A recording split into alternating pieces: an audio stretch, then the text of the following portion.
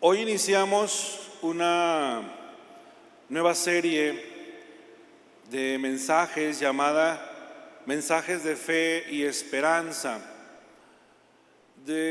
A partir de hoy y en los siguientes domingos vamos a estar viendo algunos pasajes, algunas palabras de Jesús que están en el Evangelio de Juan del capítulo 14 al capítulo 17. Yo les invito, les animo a que en sus casas con calma lean estos pasajes, lean estos capítulos, son 14, 15, 16 y 17. Hoy iniciamos, el título de esta tarde es Una morada segura. Abran sus Biblias precisamente en el Evangelio según San Juan, capítulo 14, versículos del 1 al 3. Ahí busquen en sus Biblias o en su dispositivo o escuchen con atención esta palabra.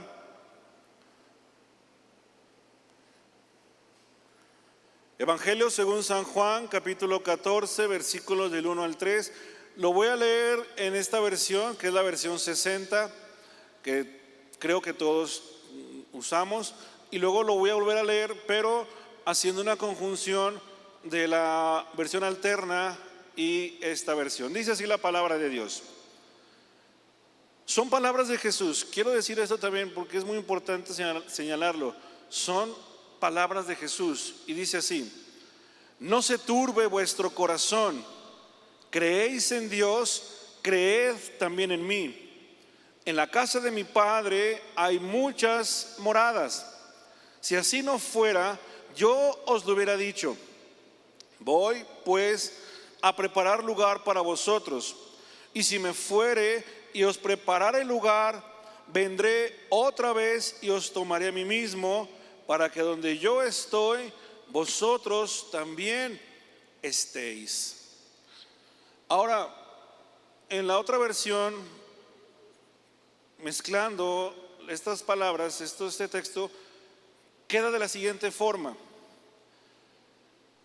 no se turbe vuestro corazón, no se angustien, confíen en Dios y confíen también en mí.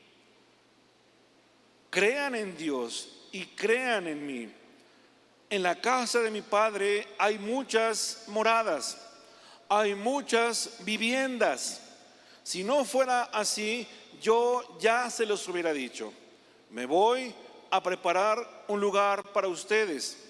Y si me voy y les preparo un lugar, ¿sí?, vendré otra vez y los llevaré conmigo, para que donde yo estoy, donde yo esté, ustedes también estén. Así ustedes estarán donde yo esté. Esto es palabra de Dios. Edward Sears, comentarista bíblico, apunta el siguiente comentario sobre este evangelio y dice: aquí encontramos el corazón de Cristo, especialmente en los capítulos 14 al 17. Dice Sears: si Jesús no hizo ni dijo estas cosas, es bien poco consuelo el que se puede recibir en momentos de miedo o de crisis de cara a nuestro futuro eterno. El lenguaje del cuarto evangelio tiene la claridad de un manantial, pero no podemos sondear la hondura de sus profundidades. Su lucidez y su profundidad constituyen un reto y un encanto para nosotros al absorbernos en él. Son palabras impactantes de parte de nuestro Señor Jesucristo, hermanos. Como dice Sears, en estas palabras y en los siguientes capítulos podemos ver el corazón de Cristo. El corazón de Cristo que late con fuerza, que desborda amor, desborda consuelo y desborda esperanza para nosotros. En un momento de altísima tensión para nuestro Señor, porque, ojo con esto, estas palabras que registra Juan, Jesús las dijo en la noche en que Él iba a ser entregado, antes de iniciar el camino hacia la cruz. Esa noche Jesús habla esto que estamos leyendo y que vamos a ver en las siguientes semanas. Y es maravilloso cómo aquel que era el que necesitaba de una palabra de consuelo, una palabra de ánimo, una palabra de esperanza, en lugar de recibirla, Jesús la da a nosotros, porque Él sabía lo que estaba a punto de suceder. Y en ese momento, ¿sí?, quien necesitaba de consuelo y apoyo era Él, pero aquí Él nos lo da a nosotros. Empieza Jesús a hablar y dice lo siguiente: no se turbe vuestro corazón. Jesús sabe, hermanos, que el ambiente está muy cargado esa noche. Sabe que los discípulos tienen miedo.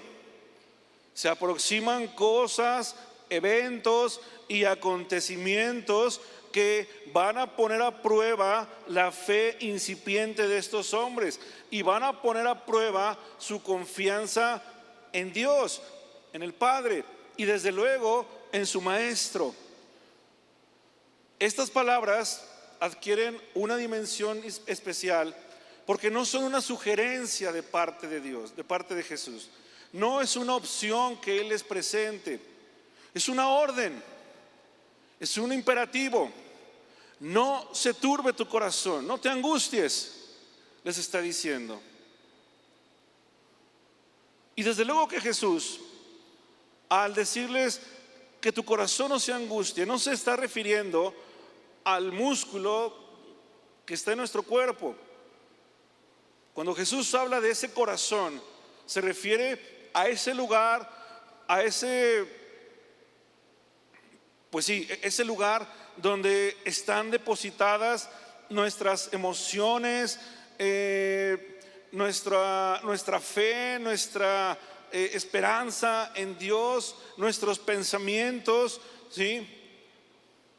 Como lo llama Vincent, otro comentarista bíblico, a ese foco de la vida religiosa, ¿sí? Ahí donde están asentadas en tu interior todo ese cúmulo de emociones y de pensamientos que se mezclan entre fe, entre miedo, entre deseos.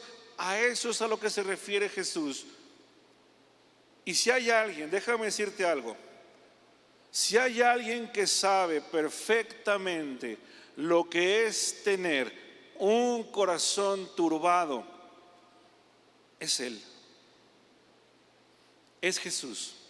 Si hay alguien que conoce lo que te está inquietando y lo que hace que tu corazón esté turbado, esté inquieto, ese es Jesús. Y Él sabía que los discípulos esa noche estaban inquietos, estaban agitados, ¿sí? Estaban turbados, como les dice esta versión.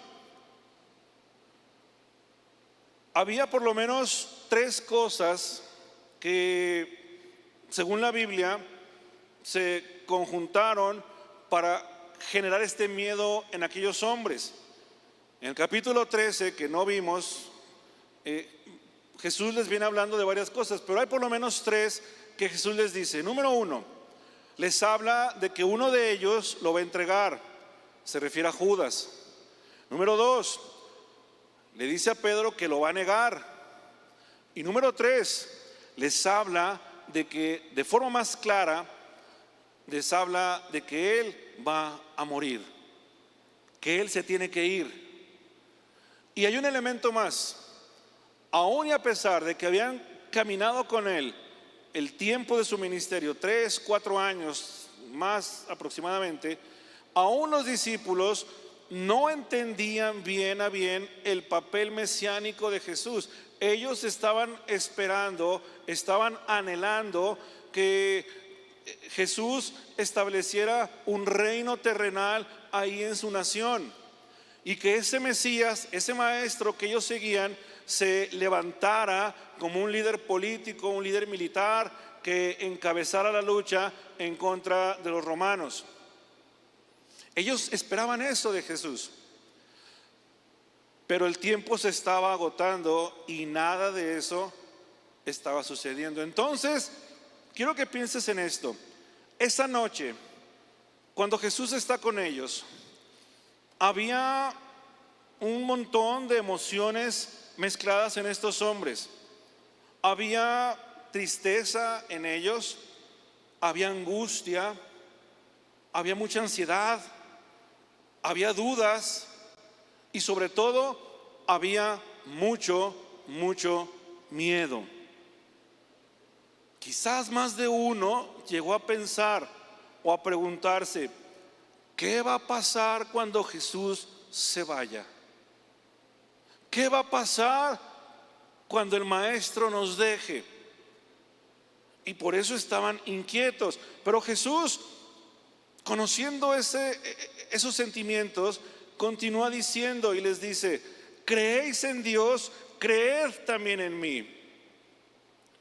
Confíen en Dios y confíen también en mí, dice la otra versión. Y miren, aquí hay algo muy interesante que nos va a ayudar a entender estas palabras. Aquí, en esta frase aparecen 3 verbos griegos, ¿sí? No se turbe, creéis y creed. Estas tres palabras, bueno, turbar, creer y creed, esos 3 verbos están en lo que se conoce en un tiempo, o son verbos imperativos o indicativos. ¿Qué significa esto en términos prácticos y sencillos? Significa que estas palabras están dichas están dichas en un presente continuo, ¿sí? Y entonces, si lo entendemos de esa forma, entonces las palabras de Jesús quedarían así: continúen creyendo en Dios y en mí. No importa la situación, no importa el problema, no importa lo que estés enfrentando, que tu corazón no se turbe, no se angustie. Tú sigue creyendo en Dios y sigue creyendo en mí a pesar de lo que pueda suceder. Jesús no está condicionando. Es que estoy creciendo, estoy en el desarrollo, todavía no termino de desarrollarme. Jesús no está condicionando el que crean cuando venga la prueba. Jesús no les está diciendo: cuando venga el problema, entonces cree en Dios. No, Jesús les está diciendo: sigue creyendo en Dios y sigue creyendo en mí. A pesar de lo que esté pasando, sigue creyendo en Dios. Al hacer esto, hermanos, Jesús lo que está haciendo es que está confrontando el corazón de esos hombres. Un corazón atribulado, un corazón entristecido, un corazón lleno de miedo, los está confrontando con su fe en Dios, en el Padre y en Él mismo. Y entonces tenemos que preguntarnos, y yo te pregunto esta tarde: ¿qué es más importante? ¿Tu problema o tu confianza en Dios? ¿Qué es? Quiero que pienses en esto. ¿Qué es lo que ahorita te está inquietando? ¿Qué es lo que está turbando tu corazón? Y entonces piensa en esto. Ese problema, esa situación es más importante que tu confianza en Dios. Hermanos, y es que hay y va a haber momentos en que nuestra confianza y nuestra fe, fíjate bien lo que te voy a decir, va a haber momentos en tu vida, si es que ya los hay ahorita, en que tu fe y tu confianza topen con el muro del no más. Cuando has agotado todos tus recursos, todas tus ideas, has acudido a la ayuda terrenal para solucionar algo confiando en eso. Cuando has confiado en tu propia sabiduría, en tus propias ideas, y luego llegas al final de la jornada y ves que todo sigue estando igual. Solo hasta entonces, cuando el muro del no más se interponga en tu vida, entonces tendrás que redireccionar tu fe y tu confianza y ponerla en manos de aquel que sí lo puede hacer todo. Aquellos hombres, en estas palabras Jesús les está diciendo también, o les está dando a entender, que no era necesario que se entregaran al pesimismo, que no era necesario que se dejaran llevar por sus emociones de temor y de desesperanza. Jesús les está diciendo también en estas palabras que ellos podían controlar esas emociones. Por eso les dice: no se turben, sigan confiando en Dios. Y hermanos, el llamado que Jesús nos hace es para nosotros también hoy en día. Y ese llamado es a depositar en Él toda nuestra confianza y toda nuestra fe bajo cualquier circunstancia que estemos enfrentando. Que así como crees en Dios, ¿cuántos creen en Dios? Digo, pues una pregunta muy obvia, van a decir: ay, pastor, pues no. Bueno, ¿cuántos creen en Dios? ¿Cuántos creen en Jesucristo? ¿Cuántos verdaderamente le confían a Dios su causa? Y de eso es lo que Jesús les está diciendo. Jesús les dice: crean en Dios y sigan creyendo en mí. ¿Y saben por qué? Porque Jesús es Dios mismo. Porque dice la Biblia que no hay otro nombre dado debajo del cielo en el cual podamos invocar para salvación que no sea el nombre de Jesús. Cualquier problema que tú tengas, cualquier situación que estés enfrentando, hermano, tienes que acordarte de este nombre. En el nombre de Jesús hay poder. En el nombre de Jesús hay poder. Hay poder para salvar, hay poder para sanar, hay poder para liberar. No hay otro nombre dado debajo del cielo que nos ha sido dado para invocar ese nombre precioso. Jesús continúa diciendo: en la casa de mi Padre muchas moradas hay. Si así no fuera, yo os lo hubiera dicho. Voy pues a preparar lugar para vosotros. Aunque físicamente ellos ya no lo van a ver, esta ausencia no significa que sea algo para siempre. Por eso Jesús les dice esto. Jesús sabe, porque Él tiene la seguridad, siendo Dios, de que se van a volver a encontrar. Ahora, ojo con esto: al tercer día nuestro Señor resucitó y se volvieron a encontrar, y caminó con ellos 40 días, dice la Biblia, y después ascendió a los cielos. Pero Jesús no está hablando de ese reencuentro inmediato. Jesús está hablando de algo que va a suceder en el futuro. Me voy a ir, pero voy a regresar y vamos a estar juntos una vez más.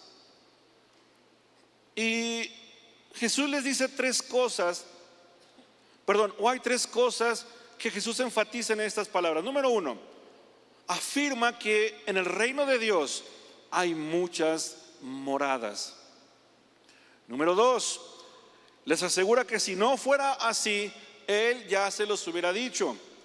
Y número 3, Él se va a ir, pero se va para preparar un lugar para ellos. La frase que aparece en esta versión de la Biblia, la frase casa de mi Padre, se refiere al cielo, el lugar de la morada o el hogar de Dios. El término casa se refiere a una habitación donde mora la gente. Esta palabra generalmente está asociada a un edificio. Pero otra vez, atención con esto, Jesús no está hablando de algo geográfico o de algo físico. Jesús está hablando de que hay una morada, pero que está más allá de lo que podemos ver. Jesús está hablando de que en otra dimensión, en la eternidad, en el reino de Dios, en el cielo, Él está preparando una morada, una casa. Y esta palabra, que es una palabra griega también, se traduce, la palabra morada es una palabra griega que se traduce también como mansiones y se traduce mejor como lugares de morada, y significa que es un lugar donde quedarse. Pero a la luz de lo que está diciendo Jesús, esta palabra se traduce mejor como mansiones. Torreón es una ciudad que tiene bonitas casas, ¿sí? Ahí hemos salido, andamos en la calle, paseamos. Bueno, a Lupita y a mí nos gusta mucho andar así en las colonias y viendo las casas y conociéndolas. Y hay casas muy bonitas. Pero déjame decirte algo. Y tal vez uno las ve y diga, ay, qué padre casa. Ojalá algún día yo tenga una como esta casa. Pero ¿sabes qué es lo hermoso? Que no hay y no habrá ninguna casa que se asemeje siquiera así a la mansión que Jesús está preparando para nosotros. Y eso es increíble.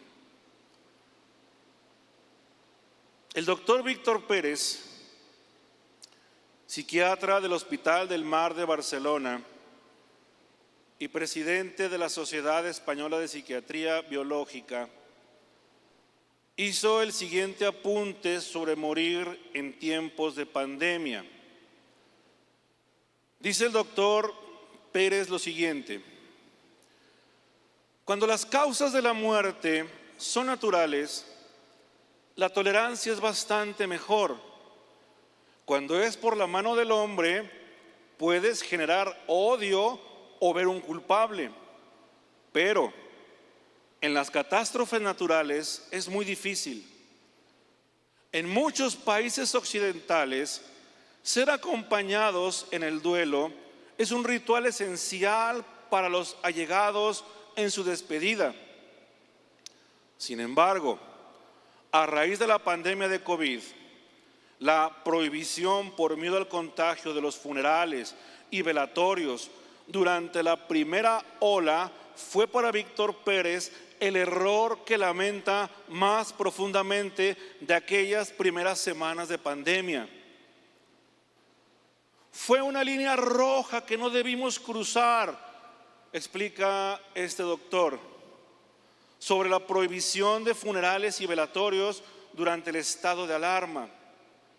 Dice, asustados por el contagio y por la falta de trajes de protección, el comité de crisis del hospital decidió que no se permitía algo que culturalmente es sagrado, como es el duelo y el hecho de que la familia puede estar cerca.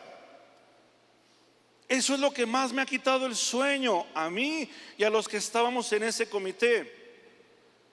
Dice, no murieron solos, porque el personal de enfermería hizo un trabajo espectacular, pero pagaba un precio enorme. Algo, dice el doctor Pérez, algo no estábamos haciendo bien cuando nos saltamos una de las cosas más sagradas que tenemos en la sociedad. Ahora estamos intentando evaluar qué repercusiones tuvo en el duelo poder despedirse o no.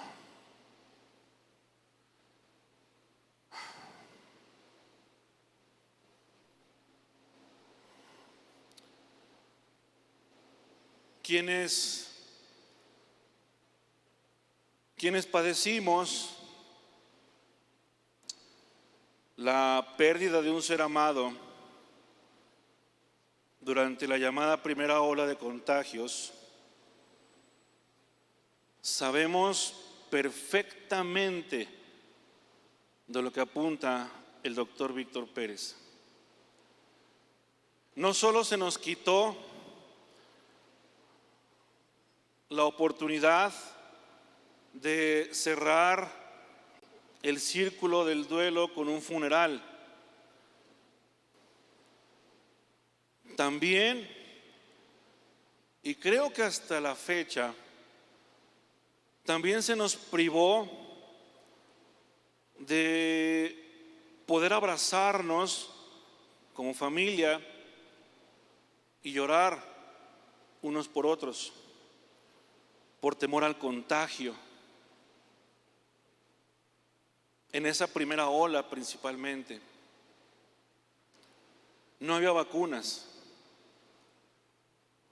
Y era tal el miedo a que también nos contagiáramos que fuimos privados de esas cosas de las que habla el doctor Pérez. Había poca información sobre la enfermedad. Y les voy a decir algo. El duelo que vivimos, la pérdida familiar que padecimos, se hizo más aguda bajo esta circunstancia.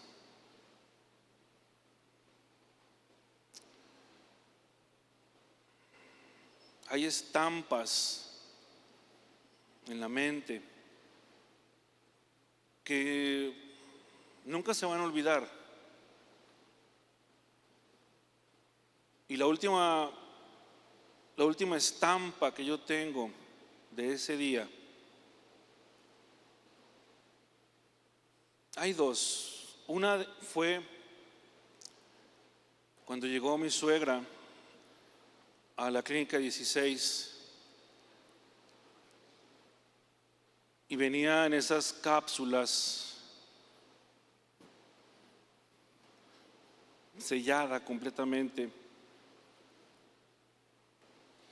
y los enfermeros con trajes especiales. Y la última estampa es esa. Lupita y yo estábamos afuera, no había dónde pararnos, ustedes conocen cómo está ahí. Lupita se bajó y lo último fue un échale ganas, mamá. Y lo que yo vi en respuesta fue cuando mi suegra desde dentro de la cápsula levantó su mano.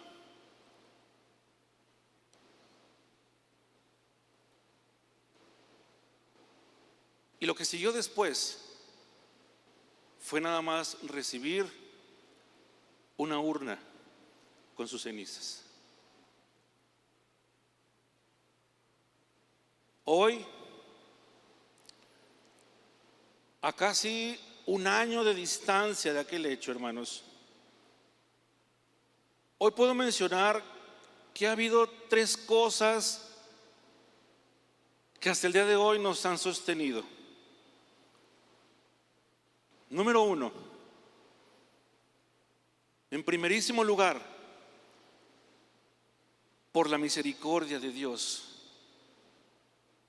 por su amor, su cuidado su consuelo, e incluso en su silencio, el Señor hasta este día nos sigue fortaleciendo. Muchos y una cascada de porqués se detonaron en nuestra mente desde ese hecho. Pero aún Dios en su silencio, en esos porqués, trajo paz y consuelo en nuestras vidas. Número 2, nos hemos sostenido hasta el día de hoy. En segundo lugar, por las oraciones de su iglesia, por sus palabras de aliento. Nuestro refugio, nuestro soporte han sido todos ustedes. Ha sido el clamor y la oración de mucha gente, de muchos hermanos. Y lo hemos platicado mi esposa y yo desde el proceso anterior que le pasó a vivir a ella ese mismo año, con todo lo que, a propósito de este año tan especial que decía Carlos, y lo hemos platicado. Es increíble cómo a través de las oraciones, del poder de la oración, hemos encontrado consuelo, hemos encontrado esa fortaleza.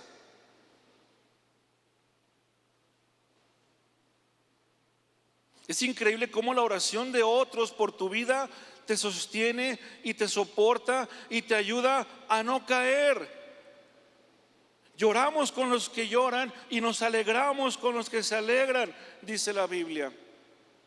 Y yo sé que mi historia, esta historia, no es más ni es menos que la de miles y miles de historias similares en el mundo. Quizás la única pequeña diferencia sea esa, que en esa primera ola las cosas fueron muy severas. Y número 3, por último, y antes de mencionar, quiero mencionarte esto, que es un comentario que quiero adicionar a esto. Hermanos, ustedes han sido parte de todo este viaje con nosotros. Y yo te voy a decir esto: no te guardes lo que estás pasando. Compártelo con aquellos que hablan tu mismo idioma. Debes de saber que no estás solo. Refúgiate en la iglesia. Refúgiate en Dios. Refúgiate en aquellos que tienen una palabra, que tienen una oración, que de parte de Dios te llevan consuelo y te llevan palabra. Hermanos, no somos entes cristianos que estemos viviendo aislados o allá, o no busques en otros medios lo que la iglesia como cuerpo de Cristo te puede dar. Si estás pasando por algo, no metas la cabeza en la arena, no te vuelques al mundo, vuelca tu vida al cobijo de Cristo a través de su iglesia. Y eso da fortaleza, eso da alivio, porque entonces y hasta entonces entenderemos que compartimos las cargas unos con otros. Y número 3, por último, y no quiero decir que es más importante que las dos anteriores, pero hemos salido adelante por lo que dice este libro llamado la Biblia. Por las promesas de vida eterna que hay en la Biblia. Y porque hemos entendido, hermanos, de que hay algo muchísimo mejor por venir. Que hemos entendido que esta vida y este mundo y todo lo que en él hay no es el fin. Ha sido un proceso lento de día a día. Hemos poco a poco entendido que de verdad somos extranjeros y peregrinos en este mundo. Pero saben que aquí no es la meta. El cielo nos espera. Y que allá verdaderamente está nuestra última y eterna y segura morada. No aquí, no en este mundo, No ahí en el sepulcro, cuando escuchamos decir, ha llegado a su última morada. No es cierto. Jesús está preparando una morada para todos nosotros, para todos los que han creído en su nombre, para los que le hemos confiado nuestras vidas y los que aún en el último aliento de su vida le han confesado como Señor, porque han reconocido que Él es el camino, es la verdad y es la vida. Y Jesús termina diciendo, y si me voy y si lo preparo, vendré para llevármelos conmigo. Así ustedes estarán donde yo esté. Además de prometerles un lugar preparado especialmente para ellos, Jesús promete regresar. Y no está hablando, lo vuelvo a repetir, de ese regreso inmediato al tercer día. No, Jesús está hablando de esa segunda venida, de su glorioso regreso a este mundo. Voy a venir, voy a regresar por ustedes y los voy a llevar conmigo para que donde yo esté, ustedes también estén, dice el Señor. Y hay un sentido, de diversas formas lo podemos entender, pero hay algo seguro, hermanos. Algún día Jesús va a regresar. ¿Y sabes qué es lo maravilloso? Que cuando Él regrese a este mundo, no va a ser en la pobreza de un pesebre rodeado de animales y de malos olores, sino que cuando Él regrese, lo va a hacer en todo el esplendor de su majestad, como lo que es Rey de Reyes y Señor de los Señores, como lo que es el Señor de la vida aquí y en la eternidad, como lo que es, como el que ya venció y viene por ti y por mí, que para entonces habremos también vencido. Poco o nada se nos dicen los detalles de esa morada. No lo sabemos y sería especular y sería hasta chocante dar ideas de cómo será. Creo que sería caer hasta en una irreverencia, pero lo único seguro es que hay un sitio, una mansión en el cielo que Él está preparando. Y si Él está haciendo, déjame decirte algo, no creo que sea cualquier cosa, porque Dios no hace cositas. No es Diosito para hacer una mansioncita. Aunque la Biblia no dé detalles, creo que Dios hace grandes cosas. Nos basta y nos queda la promesa de que estaremos con Él. El cielo, hermanos, el cielo es el cielo no por sus calles de oro o por sus puertas de perla, ni siquiera es por sus ángeles. El cielo es el cielo porque Jesús está ahí. Y ahí vamos a estar. Y ahí están quienes nos han precedido en esta vida. La imagen que Cristo nos da del cielo es una imagen preciosa. Es nuestro hogar celestial con el Padre y con Jesús. Ese fue el propósito de la partida y del regreso de Cristo. Eso es el cielo para el creyente, estar donde Jesús está, con Él para siempre, por siempre. Quiero terminar con lo siguiente.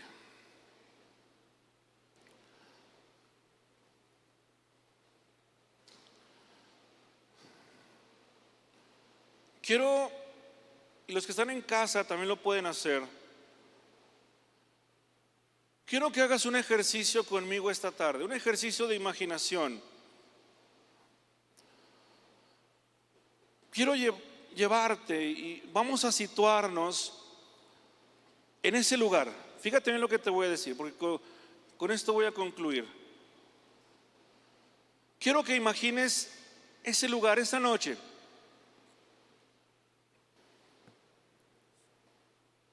Me voy a mover, ¿sí? Quiero que imagines lo siguiente. Están ya los íntimos, los discípulos, y está Jesús con ellos. Quiero suponer que a veces somos muy rígidos con la Biblia, pero quiero suponer que quizás estaban en un medio círculo, ahí sentados. Es que es una imagen muy tierna, por eso quiero que lo imagines. Porque imagínate esos hombres ahí sentados viendo a su maestro con sus caras llenas de miedo, llenas de incertidumbre. No sé si has visto la cara de un niño cuando está asustado. Quiero pensar que así estaban esos hombres rudos, pescadores. Había un guerrillero ahí, cobradores de impuestos, de todo tipo, rudos, mal hablados, cabezones, que no entendían muchas cosas, pero que en esa noche estaban asustados. ¿Cómo estarían viendo a Jesús?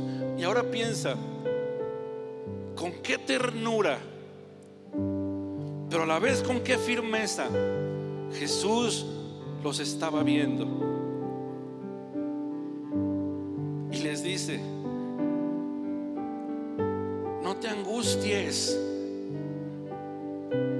que no se turbe tu corazón. Pedro, Juan, Felipe, Tomás, crean en Dios y crean también en mí. Como diciéndoles, sigan creyendo a pesar de lo que va a venir. Sigan creyendo, sigan confiando en mí. Y les dice: hay muchas moradas, hay algo que es mejor. Me voy a ir, les voy a preparar un lugar y voy a regresar por ustedes. Pero mientras, en ese en ese espacio de tiempo, sigue creyendo.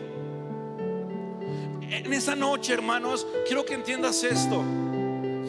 En esa noche, en ese lugar, había como un microcosmos ahí puesto en esa noche. Creo que todos los temores de todos nosotros, de toda la humanidad, estaban ahí representados en estos hombres. Tus miedos, mis miedos, los temores que tú tienes estaban ahí. Y Jesús les dice: no te angusties. Ay, Señor, es que el dictamen médico dice que no estoy bien. No te angusties, sigue creyendo en Dios y sigue creyendo en mí. Es que los riñones me están matando, Señor. Sigue creyendo en Dios y sigue creyendo en mí. Es que, Señor, estoy solo con mis hijos, estoy sola, camino sola con ellos. Mi esposo me dejó, mi esposo me abandonó, mi esposo murió. Sigue creyendo en Dios y sigue creyendo en mí. Cada uno de nosotros tiene un miedo, tiene un temor a algo. Yo tengo miedo, muchos miedos, pero Jesús nos dice: